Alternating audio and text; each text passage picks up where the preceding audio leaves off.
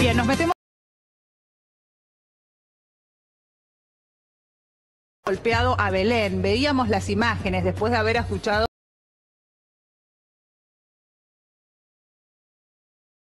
golpes muy graves en su rostro y un oído comprometido. Allí estamos viendo las imágenes de la internación de Belén. Vale aclarar, ha salido de terapia intensiva, pero sin embargo sigue internada. En el día de ayer declaró el anestesista. ¿Qué fue lo que dijo? Que en realidad los golpes fueron producto de una convulsión a raíz del consumo de drogas. Ambos, tanto Belén como el anestesista, reconocieron que habían consumido drogas. Sin embargo, Belén no habla de golpes involuntarios que la han dejado de esta manera. Ella cuenta que la quería matar y que de hecho la siguió por el departamento y que incluso ella se refugió en el baño y él insistía en golpearla. La pregunta, Claudio, que nos hacemos desde que escuchamos esta defensa por parte de los abogados del anestesista es si efectivamente una convulsión te puede llevar a provocar estas lesiones, ¿no? Bien, por esa razón invitamos al doctor Claudio Santamaría para que nos digas concretamente qué es una convulsión y qué puede producir en un tercero allí concretamente, ¿no? Buen día, Claudio. Hola, buen día. La convulsión es una descarga involuntaria de movimiento de la corteza cerebral. Dentro del cerebro, la corteza cerebral lo que tiene son las neuronas y de ahí maneja la parte motora. Cuando hay una descarga eléctrica involuntaria, hay movimientos involuntarios. ¿Y por qué se llega a esa descarga eléctrica? Puede ser desde una epilepsia, puede ser por drogas, puede ser por alcohol. Hay muchas causas que generan epilepsias y convulsiones y hay diferentes. Hay convulsiones que uno se queda quieto, como anestesiado. Hay convulsiones tónico-clónicas que tenés golpes y contracciones. Eso es lo que es una convulsión específicamente. Bien. Y en este caso, la joven dice que al principio creía que era una convulsión, después se dio cuenta que comenzó a pegarla, ella se traslada, ingresa a un baño, es donde él la sigue, la persigue y continúa golpeándola. ¿Puede una persona en convulsión o con una convulsión levantarse, incorporarse y seguir a una persona para golpearla? Bajo ningún concepto. La convulsión es una contracción involuntaria del cuerpo, uno no lo puede dirigir. Alguien que tiene una convulsión, los movimientos son involuntarios, incontrolables. Nadie puede seguir en una convulsión a otro y menos pegarle. Si uno quiere contener a alguien en una convulsión y vos lo abrazás o lo querés contener, te puede pegar. Pero si lo soltás... Si lo soltás, el paciente, la convulsión, digo para que se pueda entender fácil, uno puede tener una convulsión tónico-clónica y tenés movimientos involuntarios de miembros superiores o inferiores. A la distancia del alcance de tus brazos. No una cosa para hacer así o para golpear. Está bien, pero el ejemplo que estamos discutiendo, porque es una estrategia de defensa... Totalmente. Lo que nadie discute la paliza, ¿está bien? En este caso. La defensa está diciendo, y recién te decía vos, que hasta en un momento, nos cuenta Belén, el tipo la empieza a perseguir por el departamento. Digo, alguien en convulsión, para simplificarlo, cae en un mismo lugar y de ahí ya no se mueve. Tal cual, queda en el lugar, tiene una convulsión, queda el cuerpo fijado. Digo, la convulsión claramente es involuntaria. ¿Puede ser efecto de las drogas? Sí. Sí. Pero no le permite esto de recorrer... No puede perseguir a alguien bajo ningún concepto y menos acertarle un golpe. Te hago esta pregunta, viendo las imágenes de la joven golpeada, una persona en convulsión puede llegar a provocar involuntariamente los daños y las lesiones que provocó. ¿Lo que vemos solamente en la cara de esta joven? Las fotos que vemos claramente no, y el testimonio, yo escuché lo que ella contaba y lo que escucharon los vecinos y por qué la rescataron, claramente no. Alguien que tiene una convulsión, creo que es una estrategia del abogado, no puede perseguir a alguien, porque digo, la convulsión es involuntaria y no puedo definir mi voluntad. Digo, por eso digo, me parece que es más una estrategia. Sí quiero contar que las drogas lo que hacen, este es el lóbulo frontal. ¿Sí? Si yo tendría la cabeza en la frente y acá está el centro ético, ¿sí? Y moral. Las drogas, cuando uno es consumidor crónico, destruye el lóbulo frontal y uno pierde la capacidad de reconocer el daño al otro y no le importa qué le haces al otro. Por eso digo el efecto de las drogas, en este caso que él confesó que era adicto crónico. Sí, y habían consumido durante 5 horas crack, y de hecho los vidrios finalmente que estaban en el departamento eran producto de la rotura de una de las pipas que se utiliza para fumar crack.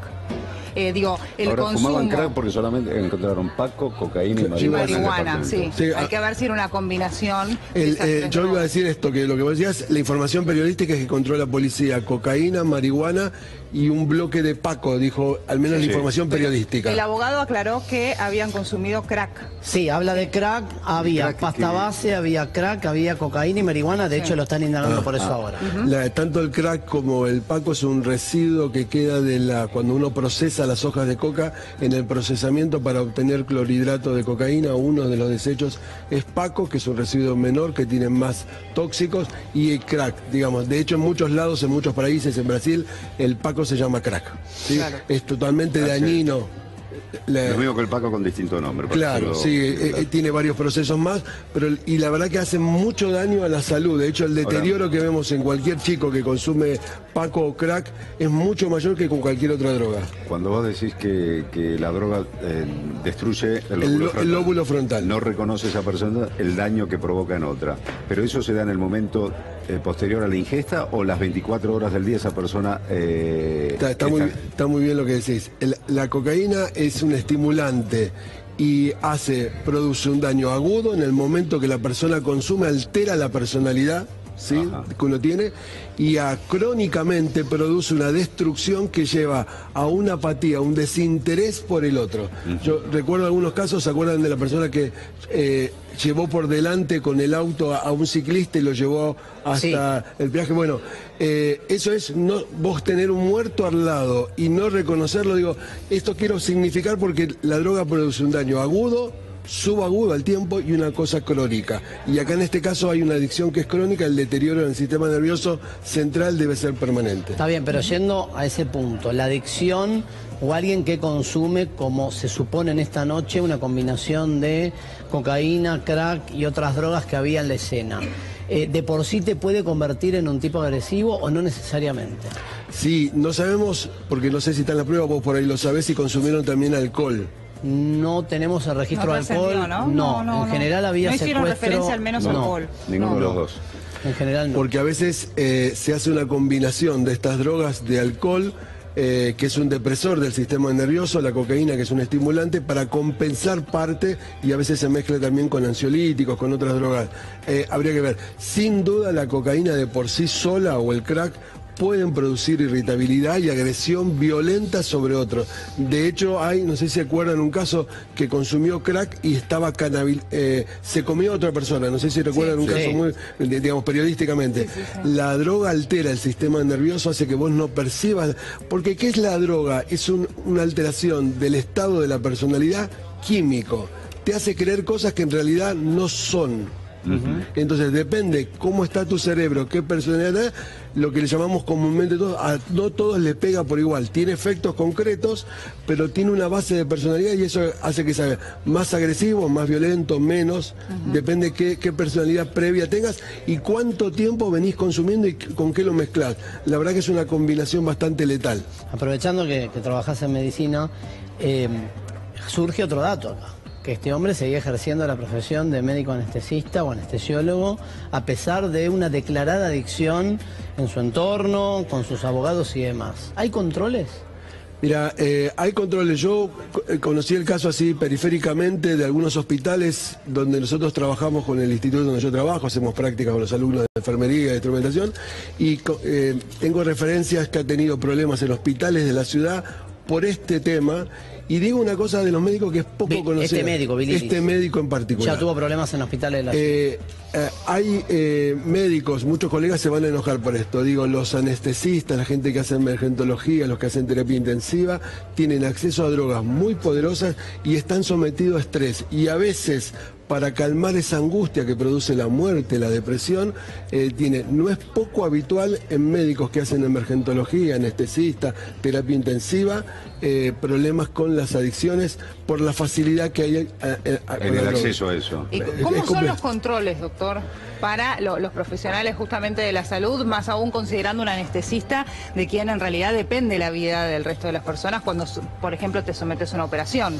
Mira, los anestesistas del grupo médico médico, los que mejor tienen la protección médica son los anestesistas, tienen una buena asociación.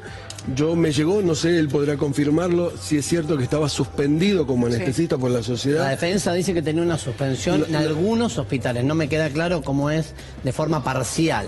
No lo entendí. Lo que pasa que actúa así, si uno tiene una denuncia en un hospital por un problema, estás en una operación y no procedes bien, te hacen una denuncia y el director del hospital te suspende, te hacen un sumario y entonces es local. Queda en el ámbito del hospital. Claro, hospital. Salvo que ese hospital o ese director... eleve al consejo. Al consejo, claro, a los anestesistas, a la asociación de anestesistas, y ahí se le hace un sumario ético. No sé si ese procedimiento se cumplió o no, eso lo desconozco. No, yo le preguntaba cómo son los controles, porque digo, un profesional puede consumir drogas sin que afecte de alguna manera su trabajo.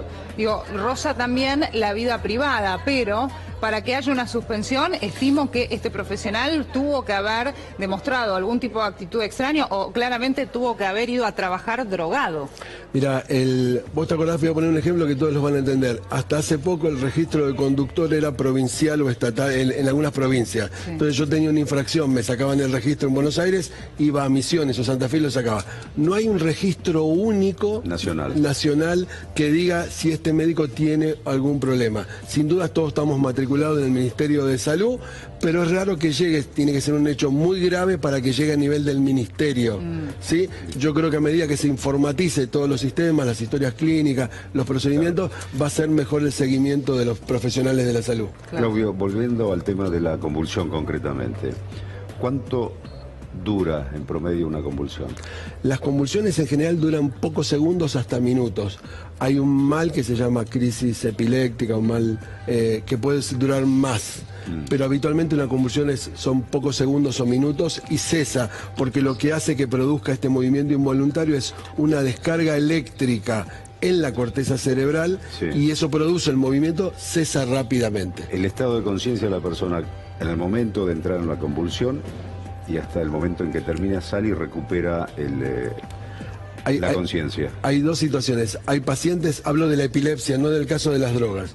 En el caso de la epilepsia, nosotros le llamamos un aura, el paciente se da cuenta que le va a venir la convulsión y a veces se sienta. Y a veces te cae como un rayo, es tan violento que el paciente cae y se golpea en la convulsión. Depende qué es. Yo creo que es una estrategia, no parecería ser, por los datos trascendieron al menos periodísticamente, que este sea un caso de una convulsión. Me parece más una estrategia del abogado. Hablabas del caso de cuando una persona es epiléptica que presume o presiente que va a tener una convulsión, entonces se sienta o se pone en un lugar para no golpearse concretamente. En el caso que se produce la convulsión por la ingesta de drogas, ¿puede caerte como un rayo o te podés dar cuenta que viene una convulsión? No, en general te cae como un rayo, porque el daño que produce la droga, la alteración produce la descarga eléctrica, se puede dar por alcohol, se puede dar por drogas, te viene violentamente, no te das cuenta, y en eso vos empezás a convulsivar, haces movimientos involuntarios de contracción y de relajación, a veces uno se muerde la boca, se muerde un labio, la lengua. Pero no de trompadas con el puño cerrado. A ver, no. Lo que te quiero... La defensa describe un escenario cuando habla en el que Belén se acerca a él para calmarlo, porque supuestamente se da cuenta que está convulsionando, y describe que en ese contexto él de forma involuntaria la somete a una paliza brutal. Digo, ese relato no te parece conteste con una reacción convulsiva. No. Ese relato de un tipo que cuando lo querés calmar o bajar, me baso en lo que dice la defensa, arranca las trompadas a perseguir a una persona por el departamento. Mirá, en mis años de experiencia en el hospital de atender personas que tienen convulsiones, en los relatos de mis maestros que me enseñaron, nunca escuché, si vos querés contener una convulsión, por ahí tenés un golpe.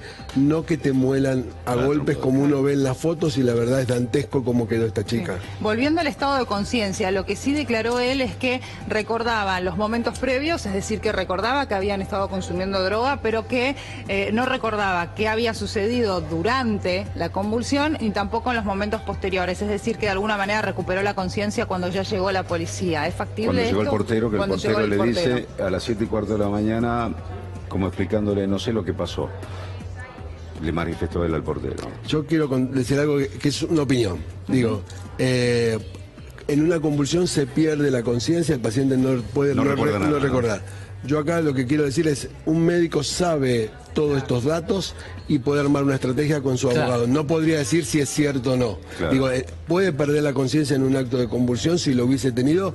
Sí. Sucede eso. Sí, digo, también hay mucho recurso médico y de salud para poder armar una estrategia para que su condena sea menor. Claudia, ¿cómo queda esa persona después de la convulsión? Te digo porque hay una contracción muscular enorme. En realidad queda muy agotado, queda como fatigado y queda relajado sin fuerza, eso es lo habitual. ¿Sí? Lo habitual de una convulsión. Para una persona epiléptica. Claro, o que tiene ¿Qué una convulsión pasa? por otra causa. Aunque sea por consumo de drogas, después cuando recupera la conciencia y pasa la convulsión, queda también en ese estado relajado. Queda como lento porque esta descarga le produjo un agotamiento, porque fue una descarga, tuviste una contracción brusca de los músculos y en general quedan relajados o sin fuerza, nosotros le decimos sin movilidad. Claro. ¿Sí? No prestó resistencia, ¿no, Mauro? Cuando fue la policía y el portero, es decir, se lo encontraba tranquilo. No, de hecho, acordate que fuimos prácticamente a la hora que había pasado todo y se lo llevan de inmediato.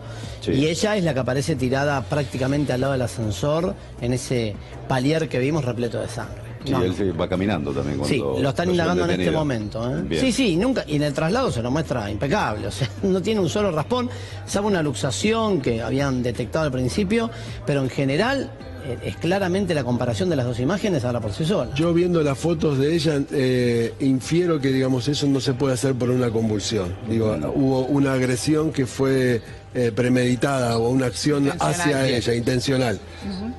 Sacándote del tema, hay como una cuestión didáctica para aprender todos. Una persona con convulsión, para que no se muerda la lengua, ¿hay que poner algo en la boca? Mira, si alguien tiene una convulsión, lo que uno tiene que hacer es apoyarlo en el piso, hacer que no golpee la cabeza, porque este movimiento que hace muchas veces le produce una lesión, una almohada, y lo que haces es aflojarle la ropa, si es un hombre el cinturón, o para que pueda respirar. Si uno quiere abrirle la boca en el momento de la convulsión, es tan fuerte que puede cortar un dedo o algo. Nosotros tenemos un aparatito, que es una cánula para poner, pero como cesa ese tiempo, esos segundos que dura medio minuto, hasta un minuto, no hay problema, vuelve a respirar y ya está. Lo que hay que hacer es que no se traumatice cuando cae al piso o cuando golpean con brazos y piernas. Muy importante. Y no hay que asustarse, la convulsión habitualmente cesa muy rápido. Digo, como un tratamiento que cualquiera lo puede No hay que sorprender. introducir nada en la boca. Nada en la algo boca. de madera para que muerde, que eso. Nada. Y lo que hay que llamar es a la ambulancia para que tenga una atención. Bien. Gracias, Claudia. Gracias. No, gracias a Un placer. ustedes. Muy buenas tardes.